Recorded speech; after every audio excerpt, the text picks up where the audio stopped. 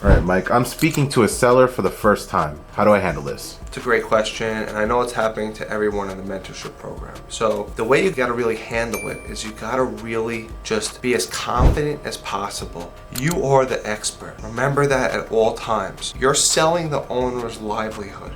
You can't be unsure on the phone. It's very hard, I know, but you gotta be confident. You gotta be ready to speak to these sellers as the expert. So the way I start a conversation with a seller that wants to sell his livelihood over 30 years is I get into the story. You know, he might jump in and say, who are you, what you do. You gotta promote Hedgestone. We're the #1 business brokerage in the country right now. We have more listings than anybody. We see more deals than anyone. You gotta have that pitch down packed, and then he'll be like, wow, okay. Then you gotta put it back on him. Okay, Mr. Seller, I would love to learn about your backstory. I would love to learn about why you wanna sell the business, the history of the business, how the business is operating currently, who's in place, you know, can you take a vacation and can the business run? You know, you need to understand how the business operates. After you understand that, he's gonna tell you, you gotta ask him trigger questions. That's the questions that I ask him. Okay, so you have 3 employees, 4 employees. What's the schedule look like? What, you know, what's your payroll? How much do you pay your manager? You know, you gotta get into the weeds. You gotta understand. You gotta put yourself in his shoes. He's gotta feel comfortable with you. So once you get that trust, and he's like, okay, this guy's asking me good questions. I'm telling him a lot of information. Then you gotta slowly get the numbers. So, you know, Mr. Seller, in 2024, what did you do in top line revenue? Yeah, I did about 2 million. And then once you get the revenue, then you can go down the list and get the expenses. Okay, so you said you have 5 guys, your payroll is roughly about 6,000-7,000 a week. That's correct? Yeah, so 6,000-7,000 a week is roughly 312 to 350,000 a year. Does that sound good? You're not confirming exactly, but you're getting estimates. Okay, 350,000 in payroll. You know, you're doing 50,000 cars a year. What's your chemical bill? 25-30,000. How much do you spend per car? I gotta look back on that. Okay, we'll come back to that question. Then you go every single industry. You should have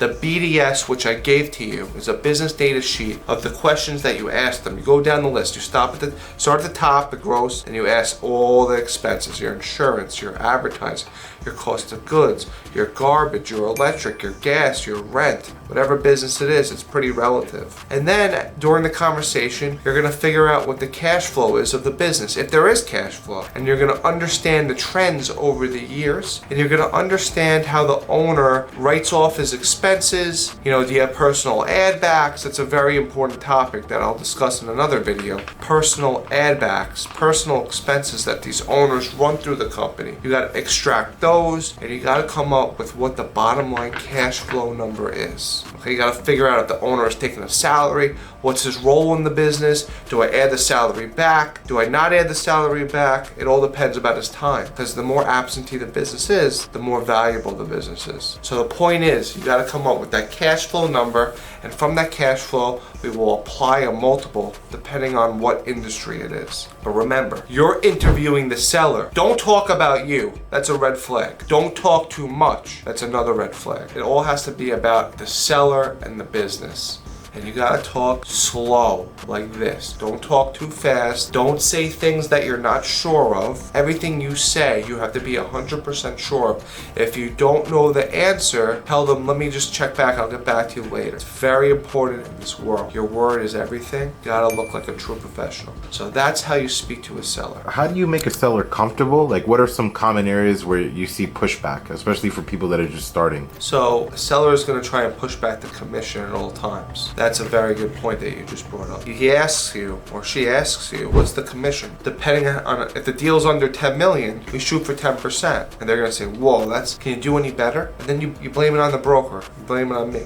I gotta speak to the corporate office. We take 10% because this is not, you know, what we're gonna do. We're not McDonald's, we're a Peter Luger Steakhouse. We're gonna give you white glove service. We're gonna vet everyone. We're gonna make sure that your business gets sold for the most amount of money. Very important. You're gonna leave money on the table if someone doesn't charge 10%. You rather pay an expert that knows how to do this the right amount of money than someone that can make you lose millions. Okay, there's AR, there's inventory, there's so many KPIs that we have to deal with that you have no idea. You just have to continue running your business as is, and better than it's running now as we go through this process. It's an exhausting process, to be honest. It's, you know, conservatively, depending on how big the business is, it can take you anywhere from 30 to 180 days, even more. So you gotta be honest, but you gotta also tell them that we're worth it. If they're saying, no, I'll give you 2-3 points, then you say, I would like you to speak to the competition and then call me back. I don't take anything less than 10%. I only take exclusives. I don't take opens. And that's how I roll. And you'll get there too, but you're gonna have to learn a little bit. You have to walk a little bit before you run, and that's how I would answer that question. Let's talk a little bit more about someone that's just starting out, how it's advantageous for them to rely on the brand of Hedgestone, and what are the aspects of Hedgestone that they can rely on when they're talking to sellers. That's a great question. Hedgestone right now is the #1 business brokerage in the country. I want you to own that if you're new to Hedgestone. I work at the #1 firm in the whole entire country. I'm direct with the CEO of the company. I'll get him on the phone. I'll get his insight. He sold hundreds of businesses. The company sold hundreds of businesses. We have thousands of years of experience on the team. You got to really own that part of it. We're #1 at Instagram. There's no broker that has 500,000 followers on Instagram. We could put a story out about your business, get 75 buyers. Who can do that? We have a list of over 15 years of business with Mike Steinberg. He's been doing this for a long time. And everyone in the company has tremendous experience. So we have the support. We have the CRM and infrastructure, which is tremendous. We can walk you through our CRM. Our marketing decks are prestigious. They're unbelievable. We get every little detail, but we don't throw too much of your info into the buyer's face. We just tease them. Here's the car wash. Here's the cash flow. Here are the expenses. You want more info? You gotta show me your reel. We have this process down to a science. That's how you sell these sellers.